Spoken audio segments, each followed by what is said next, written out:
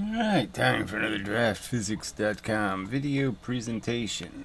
Debate physics also, but we can't get anybody to reasonably counter-argue anything stated in most of my debate style videos, and that's unfortunate because, scientists are basically science likers are basically, as a majority, as a bulk, are just as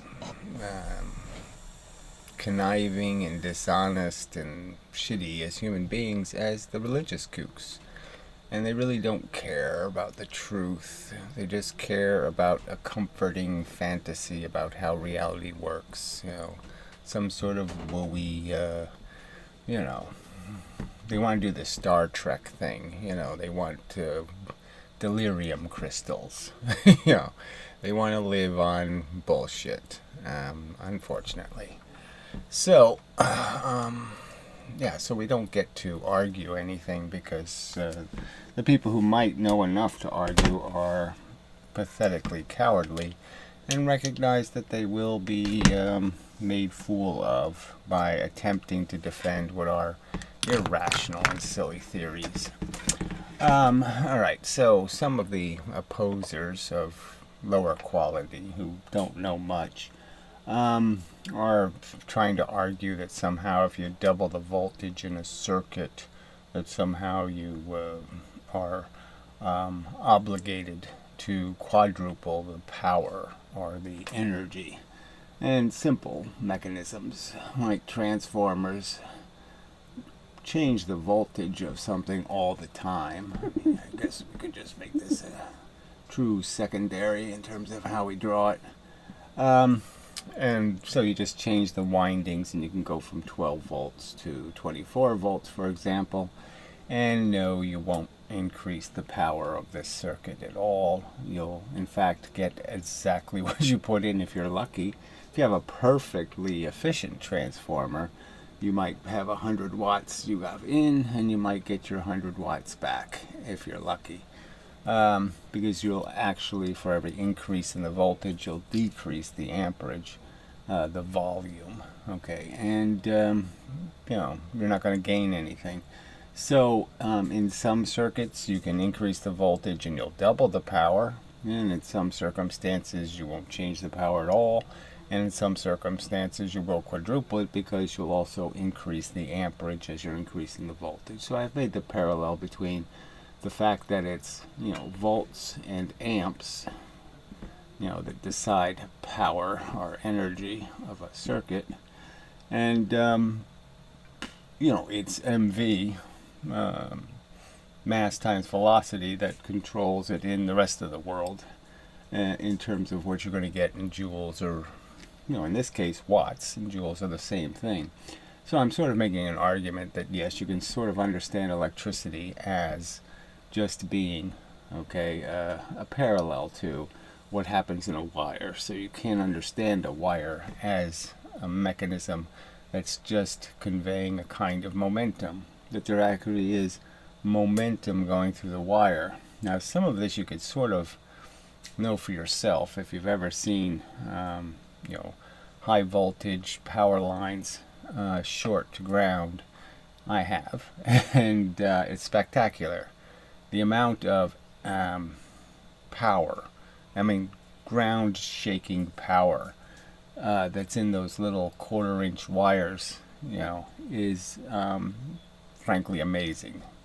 You can see that it could move trucks and it could move trains and it could move all kinds of things, because when you see what it's capable of carrying, the amount of energy that's flowing through that little wire,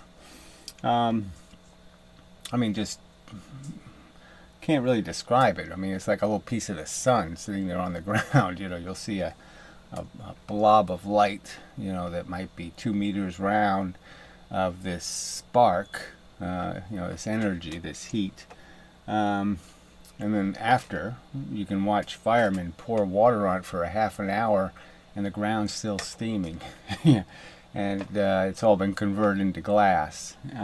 Just amazing. Anyway, so, there's real energy traveling through wires. It's real watts, it's real joules, it's real momentum, it's real MV moving through a wire. So I would argue that regular physics really doesn't understand these dynamics at all, and that they really have underdeveloped theories, and they really don't play with it at all. They don't. No, none of the physicists speculate on rational ideas. Now, some like Veritasium will. They're not speculating. They're basically insisting on some sort of nonsense that, all the electricity is flying through some sort of field and it's not going through the wire, and it's really stupid.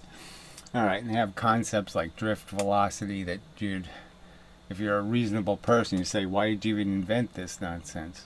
It has nothing to do with what's really happening. It can't be a useful piece of information to anybody reasonable.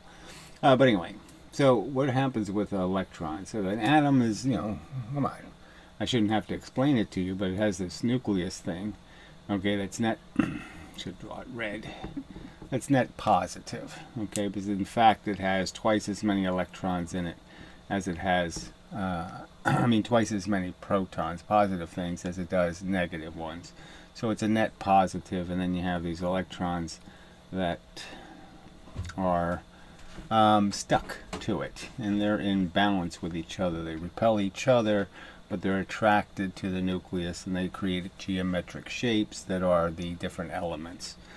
And basically all that really happens when you have an electrical event is, let me draw these in more convenient locations, is that two atoms will change their polarization as they move electricity. That is, as electrons push on each other between the atoms, they will displace. They can even displace each other, but what they'll do is tug on each other. So these are bound atoms. They're sharing an electron, and what's going to basically happen is the electrons are going to replace each other and push each other out of their positions, and the electrons are going to, in that way, move. And so they move a tiny distance, because what they're really connected to each other by is actually repulsive energy. You could just call it little bits, little rocks. They throw stones at each other. And so the closer they get to each other, the more they hit each other with the stones, you could almost argue. And that's the nature of their repulsion. So as they get closer together, they push on each other, and that force, the rocks they're throwing, is going much faster than they themselves can move. So the electron will move, say, this much distance, and that's just enough distance for this electron to end up getting replaced by the other electrons. This one pushes on this one pops out, pushes on this one pops out, pushes on that one, and the electron ends up moving down the wire.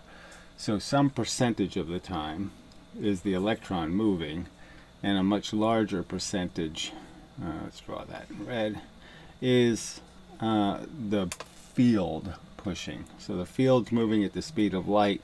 The electron is something less than, the speed of light. All right, so that's the basic mechanism. And when all this happens, what happens to these atoms is they become polarized. That is, this one goes from being an electron in this position to no electron in that position. So it looks positive to the rest of the universe, where before it looked negative. And then it's negative, then positive, then negative, and so it creates dipoles, polarized perspective, where something looks red or something looks blue on the surface. That creates the magnetic field, because the energy is constantly hitting, and now it reflects different. And that's why the transformer works, is because of the magnetic field is basically going to transfer whatever you do to one wire, you end up doing to the other wire. Because the positive pushes on this, and that makes this negative, in the same area that this was positive, and it just creates the same pattern in the other wire. And creating the same pattern means you're basically recreating the movement in the wire of the electricity. All right, that's a little more complicated. We don't need to get into all of that, just to get the idea of what's happening when you're pushing. So voltage is actually the speed here. the speed of this electron's little movement in the field, okay, the rock throwing field, it moves a little, moves forward towards something, okay, and essentially by doing that pushes, because it gets to a position where it reflects everything. So the speed of the electron pushing into this bunch of atoms, so you have a bunch of atoms in the conductor, and this one's going to push on it, this one electron. Okay, so I can start with just one electron, and the voltage would be the speed of that electron. How fast does it move? Okay, and that would push on these other electrons, and basically, you know, it's not a perfectly straight line, so there's lots of ways that the pressure will move through the wire, and then you end up with one electron moving at that speed pop out.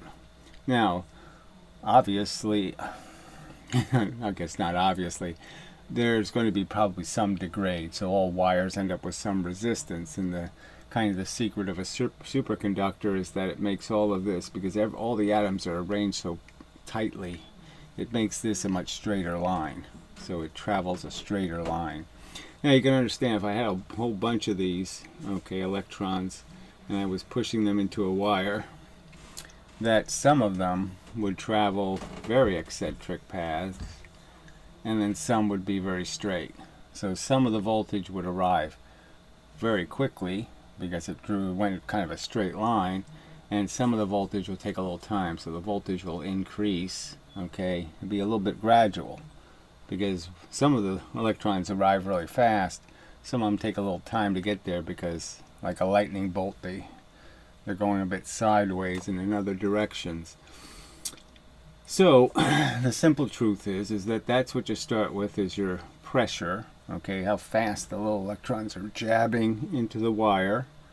So that's half of the equation. The other half is how many electrons. So the number of electrons is your amperage. So the more amps is just more mass. You're just saying, here's the mass component. So the velocity component is how fast is the electron moving, which is very close to the same thing as velocity. And the mass component is very close to mass. You know, it's how many electrons. And how many electrons will decide how many atoms in the actual conductor are actually in the process of moving electricity. And the more atoms in the process of moving the electricity, the higher the amperage, the more magnetism you get, because you create more polarized atoms. You're changing the polarization of the atoms as they move the electrons. So you end up creating more magnetism with more amperage. Voltage doesn't really do you much good. It's only the amperage that's going to make more atoms polarized. That is, more things for your magnetic field to be affected by. More things for the field to be affected by and create this magnetic effect. That's why electromagnets use low voltages and very, very high amperages to guarantee that as many possible atoms are being turned from neutral, we'll just call that neutral, to that's either positive or negative. Alright, so that's all you really want, is to turn more atoms into polarized atoms, not neutral atoms. Alright, you're really just creating a pattern, which makes it a little more complicated, but really that's all there really is here. So this is all momentum traveling through the wire in the form of the voltage, which is how fast do the little motions, how fast are the little jerks that the electrons do that conveys the pressure at the speed of light. So again, a portion of what happens is always at the speed of light, and a portion is at the speed of the electron, which is the voltage. Now for drift velocity, what they do is they calculate how many atoms, you know, and how many electrons there are in a sliver of the wire, and they think about them all moving, like every single electron in the material were actually moving. And so they spread the amperage, for the power, the weight, the voltage over all of them. So they say the speed of the electron, and they say calculate over the entire mass of all the electrons. So obviously if it was 10 electrons, they have to go 1/10 the speed. Okay, it's just another momentum equation, right? If one electron goes 50 miles an hour, well, let's say 100, then 10 electrons have to go 10. Okay, so you have to conserve the momentum. So drift velocity is a silly number where they've assumed the entire conductor is moving the electron, when no, it's just one electron, and it's just going to move from one side of the wire to the other side of the wire, in the sense that the pressure is going to move from one side. One electron goes in, a different electron pops out. But it's just a one-to-one relationship. One moves, one moves. 10 move, 10 moves. 1,000 move, 1,000 moves.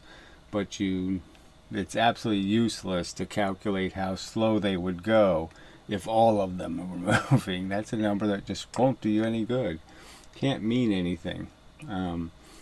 So it'll always look close to the speed of light. So you're really just saying, yes, ideally if just the field moved, if just this portion were doing all the action, then yes, everything would be the speed of light. But no, it's slowed down a little, okay, by the fact that the electrons have to do some of the work, and they don't take a straight path.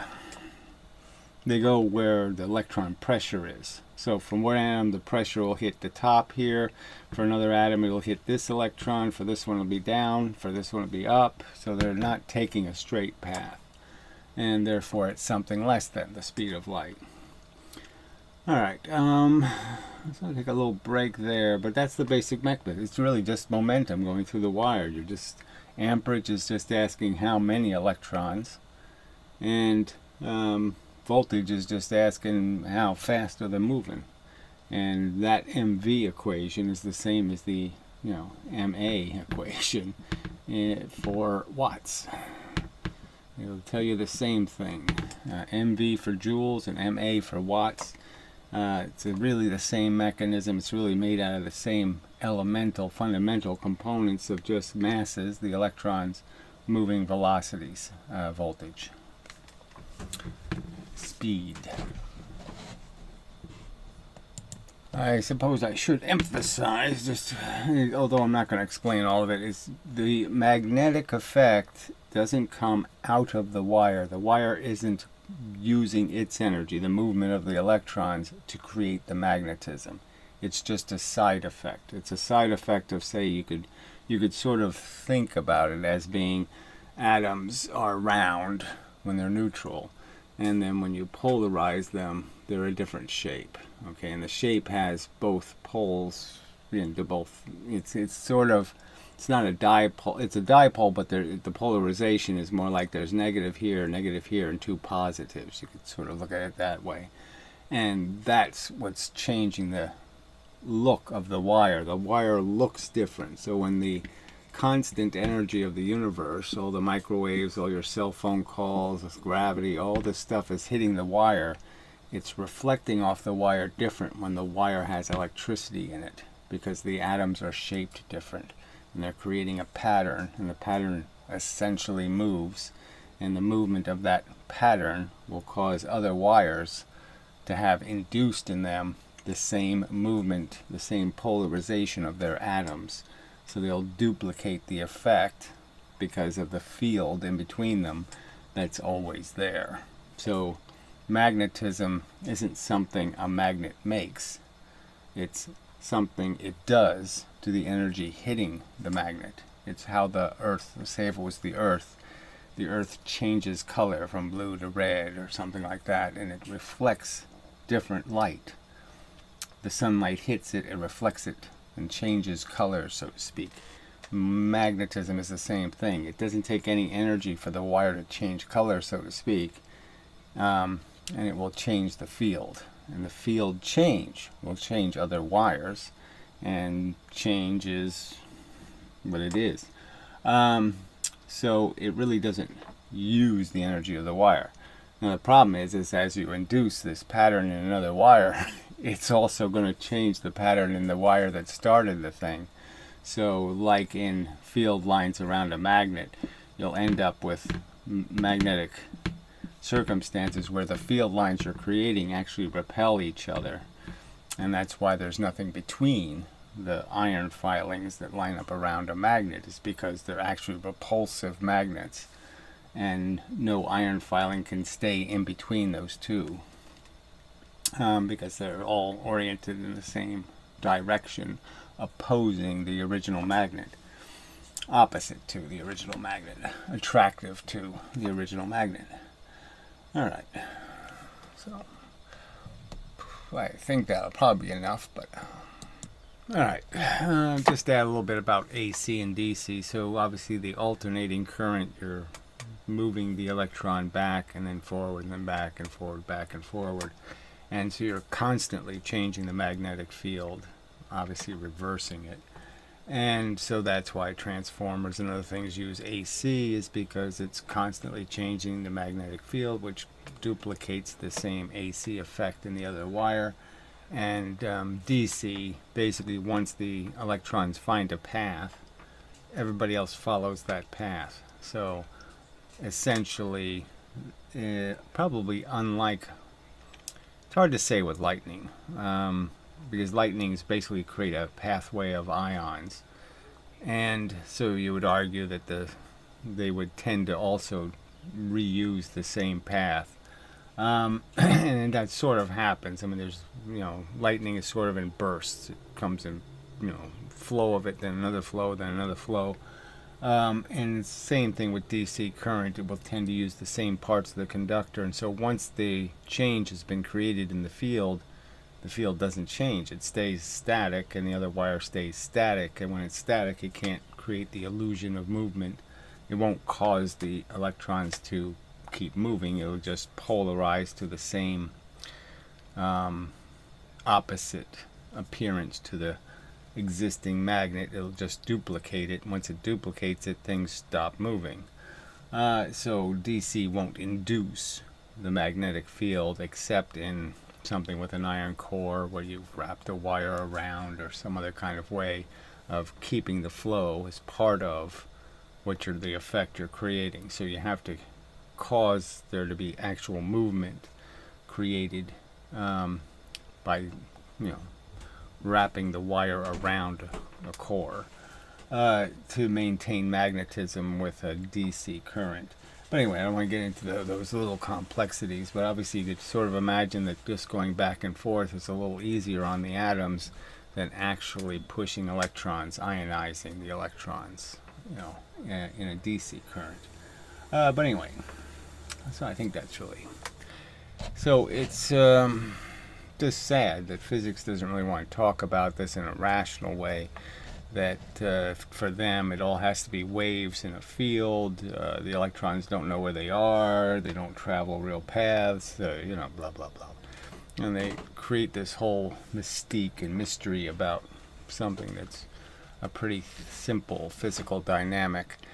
And then certainly the rest of their physics, all of their standard model stuff, really don't have any role to play at all. I mean, there's no neutrinos necessary, no positrons, no, all of these eccentric particles don't play any role at all. But anyway, just sad that something physically understandable as mechanical dynamics, mechanical physics, is so repugnant to most people. They don't want mechanical physics. They want phantasmagorical, spirit-like, God-like, religion-like descriptions of their reality. Tragic. Folly. Stupid. So repugnantly Borgish and nonsensical that they would just cling to these totem poles provided by their little nerd whizzles, or little wizard of nerd power. We have mathematics, therefore we know. It's just pathetic. Anyway, till the next time and such.